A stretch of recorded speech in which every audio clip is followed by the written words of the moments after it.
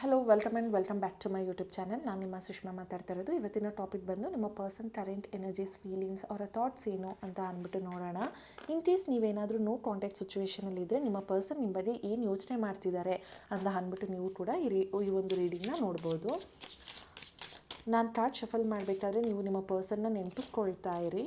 Okay, deeply hurt ಅಂತ ಬರ್ತಾ ಇದೆ. You are not only brought my trust but also me ಅಂತ. ಅಂದರೆ ಇದು ನಿಮ್ಮ ಫೀಲಿಂಗ್ ಆಗಿದೆ. ನೀವು ನಿಮ್ಮ ಪರ್ಸನ್ಗೆ ಹೇಳ್ತಾ ಇದ್ದೀರಾ, ನೀನು ನನ್ನ ನಂಬಿಕೆನ ನೀನು ಮುರಿದೆ, ನೀನು ನನ್ನ ನಂಬಿಕೆ ಅನ್ನೋದಕ್ಕಿಂತ ಜಾಸ್ತಿ ನೀನು ನನ್ನ ಜೀವನನೇ ಒಂದು ಬ್ರೇಕ್ ಮಾಡಿಬಿಟ್ಟು ಹೋಗಿದ್ಯಾ, ದೂರ ಮಾಡಿ ಒಂದು ಡಿಸಪಾಯಿಂಟ್ಮೆಂಟ್, ಒಂದು ಡಿಪ್ರೆಷನ್, ಒಂದು ಆ್ಯನ್ಸೈಟಿ, ಒಂದು ಸ್ಟ್ರೆಸ್ ಅನ್ನೋದಕ್ಕೆ ನನ್ನನ್ನು ತಳ್ಳಿಬಿಟ್ಟು ಹೋಗಿದ್ಯಾ ಅಂತ ಅಂದ್ಬಿಟ್ಟು ನೀವು ಫೀಲ್ ಮಾಡ್ತಿದ್ದೀರಾ. ನೀವು ಅಳದೇ ಇರೋವಂಥ ದಿನ ಇಲ್ಲ, ನಿಮಗೆ ಪ್ರತಿ ದಿನವೂ ಕೂಡ ಕಷ್ಟ ಆಗಿದೆ. ನೀವು ಮ್ಯಾನಿಫೆಸ್ಟೇಷನ್ ಮಾಡ್ತಿದ್ರು ಅಥವಾ ನೀವು ಮೆಡಿಟೇಷನ್ ಮಾಡ್ತಿದ್ರು, ಆ ಪರ್ಸನ್ ಬಗ್ಗೆನೇ ಮ್ಯಾನಿಫೆಸ್ಟ್ ಮಾಡುವಂಥದ್ದು, ಮೆಡಿಟೇಷನ್ ಮಾಡುವಂಥದ್ದು ಈ ಥರ ಮಾಡ್ತಿದ್ದೀರಾ. ಬಿಕಾಸ್ ನಿಮಗೆ ಬೇಜಾರಾಗಿದೆ ಆ ಪರ್ಸನ್ ನಿಮ್ಮಿಂದ ದೂರ ಹೋಗಿರೋದು. ನೀವು ನೋ ಕಾಂಟ್ಯಾಕ್ಟ್ ಸಿಚುವೇಶನ್ಗೆ ಯಾಕೆ ಹೋದರು ಅಂತಲೂ ನಿಮಗೆ ಗೊತ್ತಾಗದೇ ಇರೋ ಥರ ಅವರು ಮಾಡಿ ಹೋಗಿದ್ದಾರೆ. ಸೊ ನೀವು ಆ ಪರ್ಸನ್ನಿಂದ ತುಂಬಾ ಬೇಜಾರು ಮಾಡ್ಕೊಂಡಿದ್ದೀರಾ, ನಿಮ್ಮ ಮನಸ್ಸಿಗೆ ತುಂಬ ನೋವಾಗ್ತಾ ಇದೆ ಅನ್ನೋವಂಥದ್ದು ಇಲ್ಲಿ ಕಾಣಿಸ್ತಾ ಇದೆ. ಆ್ಯಂಡ್ ಇನ್ನೊಂದು ಕಾರ್ಡ್ ಬಂದು ಅಟ್ರ್ಯಾಕ್ಷನ್ ಅಂತ. ಅಂದರೆ ನೀವು ಆ ಪರ್ಸನ್ಗೆ ತುಂಬಾ ಅಟ್ರಾಕ್ಷನ್ ಆಗಿದ್ರಿ, ಅವ್ರನ್ನ ನೀವು ಒಂಥರ ಅಬ್ಸೆಷನ್ ಥರ ನೋಡಿದ್ದೀರಾ.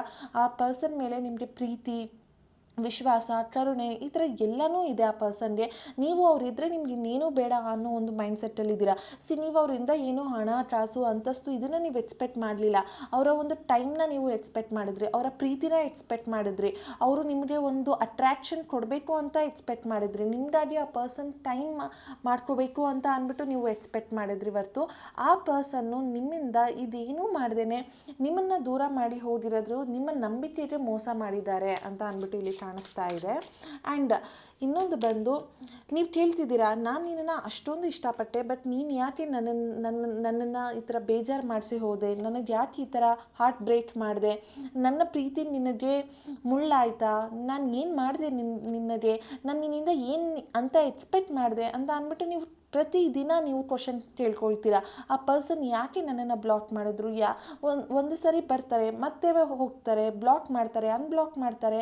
ನನ್ನ ಫೀಲಿಂಗ್ಸ್ ಏನಾಗಿದೆ, ನನ್ನ ಎಮೋಷನ್ಸ್ ಏನಾಗಿದೆ, ಈ ಪರ್ಸನ್ ನನ್ನನ್ನು ಯಾಕೆ ಈ ಥರ ರೆಸ್ಪೆಕ್ಟ್ ಮಾಡ್ತಾ ಇಲ್ಲ, ನನ್ನನ್ನು ಯಾಕೆ ಈ ಥರ ಬೇಜಾರು ಮಾಡಿಸ್ತಾ ಇದ್ದಾರೆ ಅಂತ ಅಂದ್ಬಿಟ್ಟು ನೀವು ಫೀಲ್ ಮಾಡ್ತಾ ಇರೋ ಹಾಗೆ ಕಾಣಿಸ್ತಾ ಇದೆ. ನೀವು ತುಂಬಾ ಕ್ವಶನ್ಸ್ ಅನ್ನುವಂಥದ್ದು ನಿಮ್ಮ ಮೈಂಡಲ್ಲಿದೆ ಆ ಪರ್ಸನ್ ಬಗ್ಗೆ.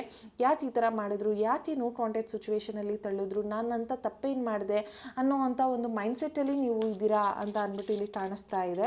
ಆ್ಯಂಡ್ ಆ ಪರ್ಸನ್ನ ನೀವು ಅವ್ರು ಎಷ್ಟೇ ದೂರ ಹೋಗಿದ್ರು ನೀವು ಅವ್ರ ಬಗ್ಗೆ ಇನ್ನೂ ಯೋಚನೆ ಮಾಡ್ತಿದ್ದೀರಾ. ನೋ ಮ್ಯಾಟರ್ ವಾಟ್, ಎಷ್ಟೇ ಜಗಳ ಆಗಿರಲಿ, ಏನೇ ಬೇಜಾರಾಗಿರಲಿ, ಎಷ್ಟೇ ಮಿಸ್ಅಂಡರ್ಸ್ಟ್ಯಾಂಡಿಂಗ್ ಇರಲಿ, ಈ ಪರ್ಸನ್ ಬಗ್ಗೆ ನೀವಿನ್ನೂ ಯೋಚನೆ ಮಾಡ್ತಿದ್ದೀರಾ ಅನ್ನೋವಂಥದ್ದು ಇಲ್ಲಿ ಕಾಣಿಸ್ತಾ ಇದೆ. ಆ್ಯಂಡ್ ಆ ಪರ್ಸನ್ನ ನೀವು ಕ್ವಶನ್ ಮಾಡ್ತಿದ್ದೀರಾ, ನಾನು ಅಂಥ ತಪ್ಪು ಏನು ಮಾಡಿದೆ, ನೀನು ನನ್ನನ್ನು ದೂರ ಬಿಟ್ಟು ಹೋಗುವಂಥ ತಪ್ಪು ನಾನು ಏನು ಮಾಡಿದೆ, ನಾನು ನಿನಗಾಗಿ ಎಷ್ಟೊಂದು ಎಫರ್ಟ್ಸ್ ಹಾಕಿದೆ, ನಿನಗಾಗಿ ಟೈಮ್ ಕೊಟ್ಟೆ, ನನಗೆ ಎಷ್ಟೇ ಕೆಲಸ ಇದ್ರೂ ಆ ಕೆಲಸದ ಮಧ್ಯೆ ನಾನು ನಿನಗಾಗಿ ಟೈಮ್ ಕೊಟ್ಟಿದ್ದೀನಿ, ಬಟ್ ಆ ಒಂದು ಎಫರ್ಟ್ಸ್ಗೆ ನೀನು ಯಾಕೆ ವ್ಯಾಲ್ಯೂ ಮಾಡಲಿಲ್ಲ, ನೀನು ಯಾಕೆ ನನ್ನಿಂದ ದೂರ ಹೋದೆ ಅಂತ ಅಂದ್ಬಿಟ್ಟು ನೀವು ಕೇಳ್ತಾ ಇದ್ದೀರಾ. ಸೊ ನಿಮ್ಮ ಪರ್ಸನ್ ಫೀಲಿಂಗ್ಸ್ ಏನು ಅಂತ ಅಂದ್ಬಿಟ್ಟು ನೋಡೋಣ. ಓಕೆ, ಆ ಪರ್ಸನ್ ನಿಮ್ಮ ಮೇಲೆ ಅಟ್ರ್ಯಾಕ್ಷನ್ ಅನ್ನುವಂಥದ್ದಿತ್ತು. ಆ ಪರ್ಸನ್ ನಿಮ್ಮ ಸೆಲ್ಫ್ ಕಾನ್ಫಿಡೆಂಟ್ ಆಗಿರ್ಬೋದು, ಅಥವಾ ನೀವು ಬಿಹೇವ್ ಮಾಡೋ ರೀತಿ ಆಗಿರ್ಬೋದು, ನಿಮ್ಮ ಡ್ರೆಸ್ಸಿಂಗ್ ಸೆನ್ಸ್ ಆಗಿರ್ಬೋದು, ಅಥವಾ ನೀವು ಆ ಪರ್ಸನ್ ಜೊತೆ ನಡ್ಕೊಂಡಿರೋವಂಥ ರೀತಿ ಆಗಿರ್ಬೋದು, ಆ ಪರ್ಸನ್ಗೆ ನಿಮ್ಮ ಮೇಲೆ ಒಂದು ಅಟ್ರ್ಯಾಕ್ಷನ್ ಆಗೋದಕ್ಕೆ ಕಾರಣ ಬಂತು. ಅವರು ತುಂಬಾ ಒಂಥರ ಪ್ರಾಕ್ಟಿಕಲ್ ಪರ್ಸನ್. ಅವರು ನಿಮ್ಮ ಎಮೋಷನ್ಸ್ನ ಅವರು ರೆಸ್ಪೆಕ್ಟ್ ಮಾಡ್ತಾ ಇಲ್ಲ.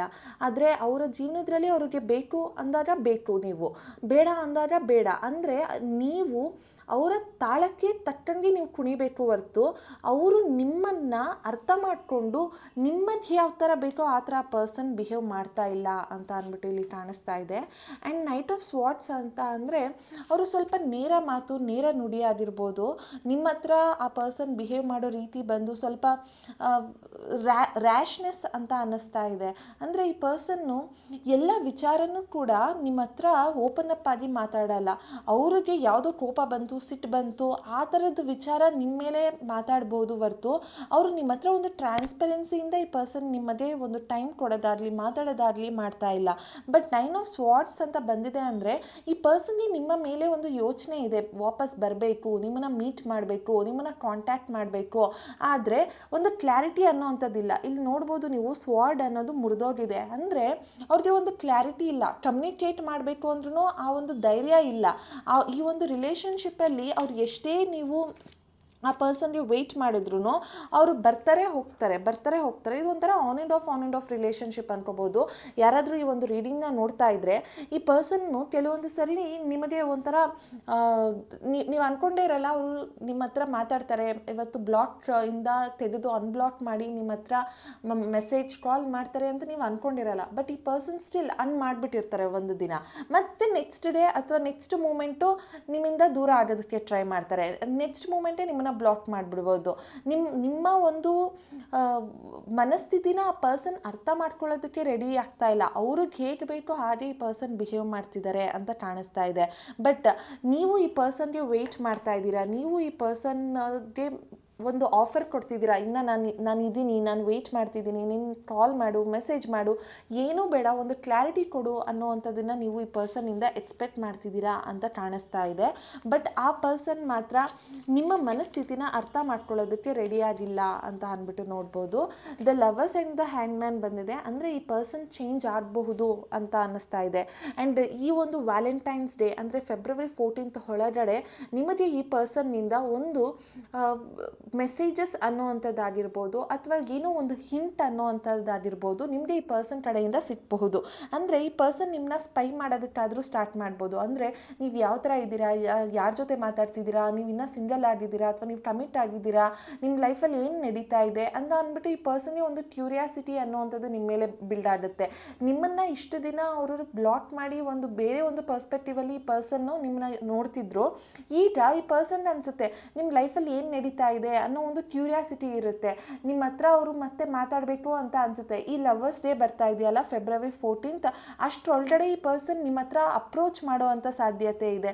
ಅಂದರೆ ಈ ಪರ್ಸನ್ ಬಂದು ನಿಮ್ಮ ಒಂದು ರಿಲೇಷನ್ಶಿಪ್ಪಲ್ಲಿ ನಿಮಗೆ ಏನೋ ಒಂದು ಕ್ವಶನ್ ಅನ್ನೋವಂಥದ್ದಿತ್ತಲ್ಲ, ಆ ಕ್ವಶನ್ಗೆ ಈ ಪರ್ಸನ್ ಆನ್ಸರ್ ಮಾಡೋ ಅಂಥ ಚಾನ್ಸಸ್ ಇದೆ. ಐದರ್ ಡೈರೆಕ್ಟ್ಲಿ ಆರ್ ಇಂಡೈರೆಕ್ಟ್ಲಿ. ಕೆಲವೊಬ್ಬರು ನಿಮ್ಮ ಪರ್ಸನ್ ಫ್ರೆಂಡ್ಸ್ ಹತ್ರ ಮಾತಾಡಿರ್ಬೋದು ಅಥವಾ ಕೆಲವೊಬ್ಬರು ಇನ್ಸ್ಟಾಗ್ರಾಮ್ ವಾಟ್ಸಪ್ ಸ್ಟೇಟಸಲ್ಲಿ ಅಪ್ಡೇಟ್ ಮಾಡ್ತಿರ್ಬೋದು. ನಿಮಗಾಗಿ ನಿಮ್ಮ ಒಂದು ಕ್ವಶನ್ಗೆ ಈ ಪರ್ಸನ್ ಫೆಬ್ರವರಿ 14 ಒಳಗಡೆ ಆನ್ಸರ್ಸ್ ಅನ್ನೋವಂಥದ್ದನ್ನು ಮಾಡ್ತಾರೆ ಅಂತ ಇಲ್ಲಿ ಕಾಣಿಸ್ತಾ ಇದೆ. ಹಾಗೆ ನೋಡೋಣ. ಓಕೆ, ಏಸ್ ಆಫ್ ಸ್ವಾರ್ಡ್ ಬರ್ತಾ ಇದೆ. ಏಸ್ ಆಫ್ ಸ್ವಾರ್ಡ್ ಅಂತ ಅಂದರೆ ಆ ಪರ್ಸನ್ ನಿಮ್ಮ ಹತ್ರ ಕಮ್ಯುನಿಕೇಟ್ ಮಾಡ್ತಾರೆ, ಕ್ಲಿಯರ್ ಮಾಡ್ಕೊಳ್ತಾರೆ. ಈ ನಿಮ್ಮಿಬ್ಬರ ಮಧ್ಯೆ ಇರುವಂಥ ಒಂದು ಮಿಸ್ಅಂಡರ್ಸ್ಟ್ಯಾಂಡಿಂಗ್ ಆಗಿರ್ಬೋದು ಅಥವಾ ಮಿಸ್ಕಮ್ಯುನಿಕೇಷನ್ ಆಗಿರ್ಬೋದು, ಈ ಪರ್ಸನ್ ಕ್ಲಾರಿಟಿ ಅನ್ನೋವಂಥದ್ದನ್ನು ತೊಗೊಳ್ತಾರೆ. ಆ್ಯಂಡ್ ಅವರು ಅವ್ರದ್ದೇ ಆದಂಥ ಒಂದು ಲಿಮಿಟ್ ಅಥವಾ ಬೌಂಡ್ರಿ ಏನಿತ್ತು ಅದನ್ನು ಅವರು ದೂರ ಮಾಡಿ ಅವರು ಮತ್ತೆ ನಿಮ್ಮನ್ನ ಕಾಂಟ್ಯಾಕ್ಟ್ ಮಾಡೋದಕ್ಕೆ ಬರ್ತಾರೆ ಅಂತ ಅಂದ್ಬಿಟ್ಟು ಕೂಡ ಇಲ್ಲಿದೆ. ಬಟ್ ಇನ್ನೊಂದು ಹೇಳಬೇಕು ಅಂದರೆ ಇಲ್ಲಿ ಮೇಲೆ queen of wands, queen of sword ಅಂದರೆ ಎರಡು ವ್ಯಕ್ತಿಗಳು ಮೇಲೆ ಕೆಳಗಡೆನೆ ಬಂದಿದ್ದಾರೆ. ಅಂದರೆ ಅವರ ಜೀವನದಲ್ಲಿ ಎರಡು ಇಂಪಾರ್ಟೆಂಟ್ ವ್ಯಕ್ತಿಗಳು ಕೂಡ ಇದ್ದಾರೆ ಅನ್ನುವಂಥದ್ದು ಇಲ್ಲಿ ಅರ್ಥ ಆಗ್ತಾ ಇದೆ.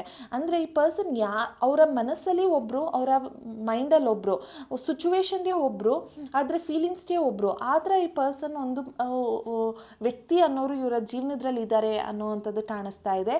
ಬಟ್ ಏನೇ ಆದ್ರೂ ಈ ಪರ್ಸನ್ ಕಮ್ ಬ್ಯಾಕ್ ಮಾಡಿ ನಿಮಗೊಂದು ಕ್ಲಾರಿಟಿ ಕೊಟ್ಟು ನಿಮಗೆ ಒಂದು ಕಮ್ಯುನಿಕೇಟ್ ಮಾಡಬೇಕು ಅಂತ ಅಂದ್ಬಿಟ್ಟು ಈ ಪರ್ಸನ್ ಅಂದ್ಕೊಳ್ತಾ ಇದ್ದಾರೆ ಅಂತ ಇಲ್ಲಿ ಕಾಣಿಸ್ತಾ ಇದೆ.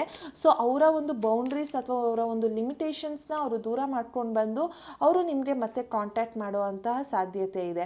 ಆ್ಯಂಡ್ ಈ ಪರ್ಸನ್ ನಿಮಗೆ ನಾನು ಆಲ್ರೆಡಿ ಹೇಳ್ದಂಗೆ ಒಂದು ಕಮ್ಯುನಿಕೇಷನ್ ಅನ್ನೋವಂಥದ್ದನ್ನು ಈ ಪರ್ಸನ್ ಮಾಡ್ತಾರೆ. ಯಾಕೆಂದರೆ ಬಾಟಮ್ ಆಫ್ ದ ಡೆಕ್ ಬಂದು ಪೇಜ್ ಆಫ್ ಪೆಂಟಿಕಲ್ಸ್ ಇದೆ.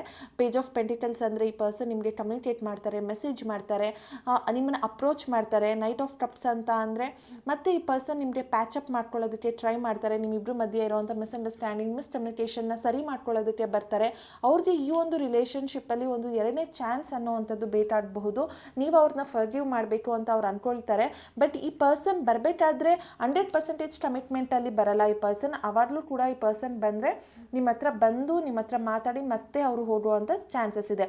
ಬಟ್ ಬಿಫೋರ್ ಫೆಬ್ರವರಿ 14 ಈ ಪರ್ಸನ್ ಕಡೆಯಿಂದ ನಿಮಗೆ ಏನೋ ಒಂದು ಮೆಸೇಜ್ ಅಥವಾ ಒಂದು ಕಾಲ್ ಅಥವಾ ಅವರ ಒಂದು ಇನ್ಫಾರ್ಮೇಷನ್ ಅನ್ನುವಂಥದ್ದು ನಿಮಗೆ ಸಿಗ್ತಾ ಇರುತ್ತೆ. ಸೊ ನಿಮ್ಮಿಬ್ಬರ ಮಧ್ಯೆ ಯಾರಾದರೂ ಮ್ಯೂಚುವಲ್ ಮ್ಯೂಚುವಲ್ ಫ್ರೆಂಡ್ಸ್ ಇದ್ದರೆ ಅವರ ಒಂದು ಕಡೆಯಿಂದ ಆದರೂ ನಿಮಗೆ ನಿಮ್ಮ ವ್ಯಕ್ತಿ ಬಗ್ಗೆ ವಿಚಾರಗಳು ತಿಳ್ಕೊಳ್ಳೋದಕ್ಕೆ ಆಗುತ್ತೆ, ಮತ್ತು ಅವರು ಕೂಡ ನಿಮ್ಮ ಬಗ್ಗೆ ಆ ಒಂದು ಮ್ಯೂಚುವಲ್ ಫ್ರೆಂಡಿಂದ ನಿಮ್ಮ ಬಗ್ಗೆ ತಿಳ್ಕೊಳ್ಳೋದಕ್ಕೆ ಸ್ಟಾರ್ಟ್ ಮಾಡ್ತಾರೆ. ಸೊ ಒಂಥರ ಪಾಸಿಟಿವ್ ಆಗಿದೆ ನಿಮ್ಮ ಮೇಲೆ ಅವ್ರಿಗೆ ಇರುವಂತಹ ಒಂದು ಇಂಟ್ರೆಸ್ಟ್, ಅವ್ರಿಗೆ ಮತ್ತೆ ನಿಮ್ಮನ್ನ ಕನೆಕ್ಟ್ ಮಾಡಬೇಕು ಅಂತ ಅನಿಸುತ್ತೆ. ಆದರೆ ನಿಮ್ಮ ಕ್ವಶನ್ಸ್ಗೆ ನಿಮಗೆ ಆನ್ಸರ್ಸ್ ಅನ್ನುವಂಥದ್ದು ಸಿಗುತ್ತೆ. ಬಟ್ ಈ ಒಂದು ರಿಲೇಷನ್ಶಿಪ್ ಕಾನ್ಫಿಡೆಂಟಾಗಿ ಕಂಟಿನ್ಯೂ ಆಗುತ್ತೆ ಅಂತ ಹೇಳೋಕ್ಕಾಗಲ್ಲ. ಬಿಕಾಸ್ ಇಲ್ಲಿ ಆ ವ್ಯಕ್ತಿ ಬರೋದು ಹೋಗೋದನ್ನೇ ಮಾಡ್ತಾರೆ ಅನ್ನೋವಂಥದ್ದು ಇಲ್ಲಿ ಕಾಣಿಸ್ತಾ ಇರೋವಂಥದ್ದು. ಈ ಒಂದು ರೀಡಿಂಗ್ ನಿಮ್ಗೆ ಏನಾದರೂ ರೆಸೊನೇಟ್ ಆಗಿದ್ರೆ ನನ್ನ ಒಂದು ಕಮೆಂಟ್ ಸೆಕ್ಷನಲ್ಲಿ 111 ಅವ್ರ ರೆಸೊನೇಟೆಡ್ ಅಂತ ಅಂದ್ಬಿಟ್ಟು ಕಮೆಂಟ್ ಮಾಡಿ. Thank you.